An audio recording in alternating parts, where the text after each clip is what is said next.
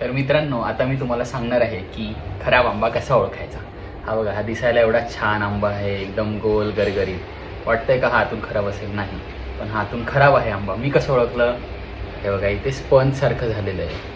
So जो आंबा दाबल्यानंतर परत त्याच्या शेपला येतो तो आंबा खराब असतो. दाबल्यानंतर आंबा आतमध्येच राहायला पाहिजे. आता मी तुम्हाला कापून दाखवतोय. इथून पण चांगला आहे. आता आतमधून बघा, आतमधून पण चांगला निघाला तर पोपट होईल.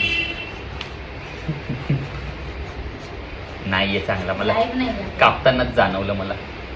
हे बघा, आहे की नाही स्पंज. आता हा बघा, हाच कसा, हा आंबा चांगला आंबा आहे.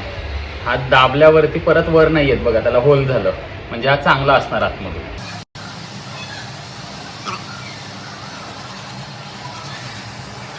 हे बघा, आतून कसा चांगला आहे. आता अजून एक दाखवतो तुम्हाला. हा बघा, हा आंबा पण कसा दाबल्यानंतर स्पंज होतोय, परत वर येतोय. सो हा पण आंबा खराब असणार आहे आतमधून. हा माझा इतक्या वर्षांचा अनुभव आहे आंब्यांमधला. तुम्हाला पण हळूहळू कळत जाईल. आंबे दाबून बघत जा. मग तुम्ही म्हणाल मी कसा काय फसलो? ॲक्च्युली फसलो नव्हतो, आम्ही कच्ची पेटी घेतली. हे बघा, आतमधून खराब.